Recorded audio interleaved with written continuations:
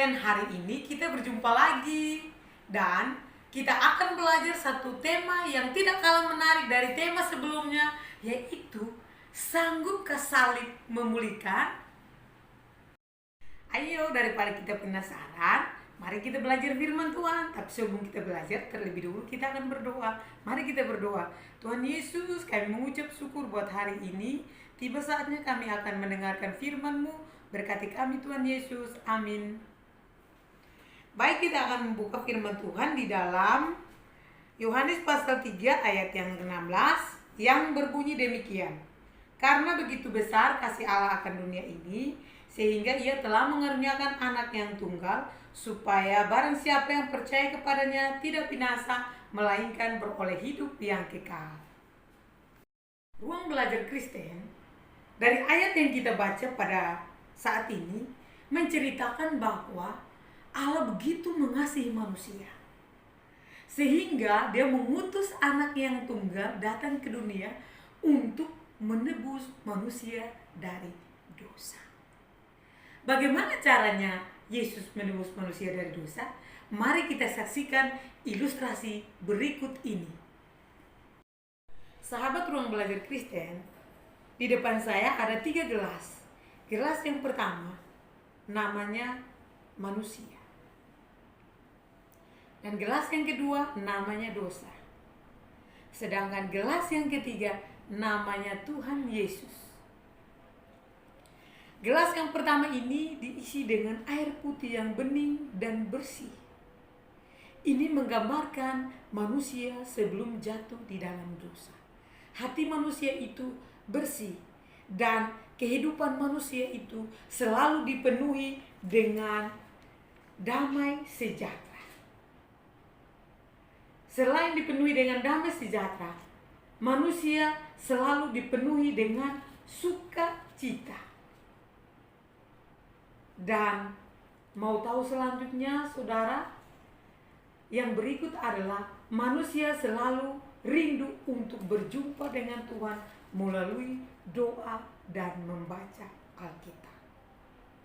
Selain itu, manusia juga selalu rindu untuk menolong sesamanya yang sedang susah.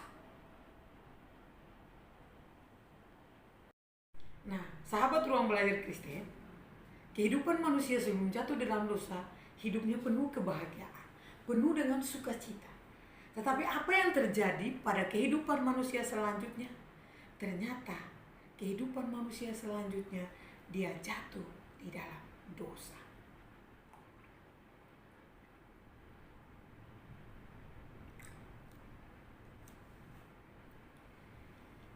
Kehidupan manusia yang tadinya bening seperti air putih, yang penuh dengan kebahagiaan, sekarang berubah menjadi kotor.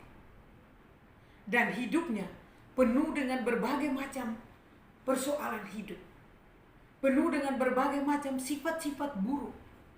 Sifat-sifat buruk seperti apa yang dialami oleh manusia? Yang pertama adalah manusia selalu hidup penuh dengan amarah. Lalu yang kedua, manusia hidup di dalam kebohongan. Kebohongan terhadap dirinya sendiri, terhadap Tuhan, dan terhadap sesama. Lalu manusia juga hidup dengan penuh pengendalian oleh kedagingan, yaitu mencuri.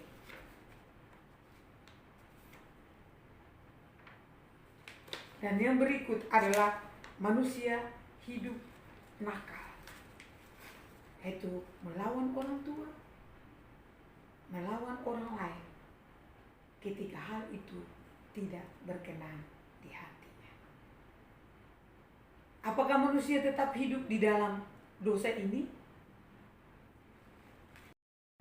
Sahabat ruang belajar Kristen, kita akan melihat kehidupan manusia setelah jatuh di dalam dosa. Dia dikuasai oleh semua keinginan-keinginan dunia. Dia hidup dalam keputusasaan. Dia hidup di dalam kekacauan. Hidupnya tidak lagi menemukan kebahagiaan yang sejati karena dia kehilangan kemuliaan. Lalu apa yang terjadi dengan manusia? manusia tidak bisa mampu untuk menolong dirinya sendiri. Lalu Tuhan Yesus datang untuk menolong manusia karena kasih-Nya begitu besar. Kita akan menyaksikan bagaimana Tuhan menolong manusia.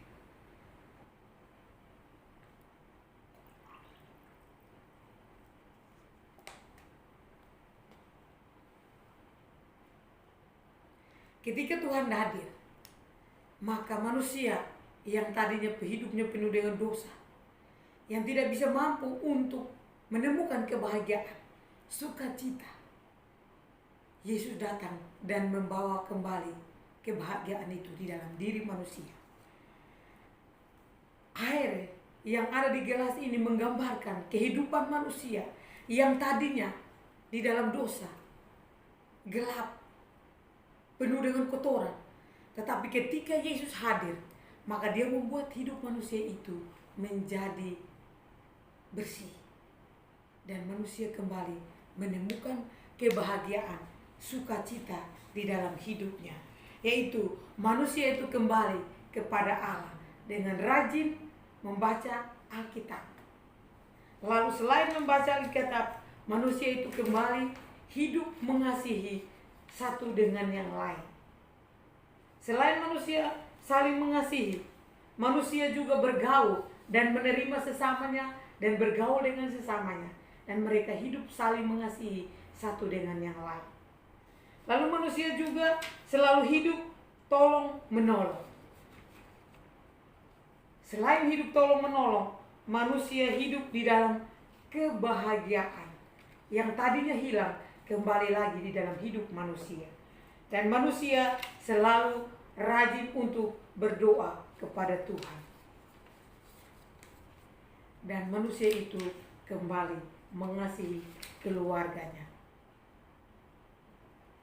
Sahabat Ruang Belajar Kristen, inilah cerita kita hari ini yang menceritakan tentang bagaimana kehidupan manusia sebelum jatuh di dalam dosa dan setelah jatuh di dalam dosa, lalu Yesus datang, mati dan memulihkan manusia dari dosanya sehingga dia menemukan kembali kebahagiaan yang sejati itu. Demikianlah cerita kita hari ini, sahabat Ruang Belajar Kristen. Kalau saudara diberkati oleh cerita ini, jangan lupa like, komen, share, and subscribe. Tuhan Yesus memberkati. Sebelum kita akan beranjak dari tempat ini, mari kita berdoa. Tuhan Yesus, kami mengucap syukur karena hari ini kami telah mendengar cerita tentang kasih dan pengorbanan-Mu yang telah memulihkan hidup kami. Berkati kami Tuhan Yesus. Amin.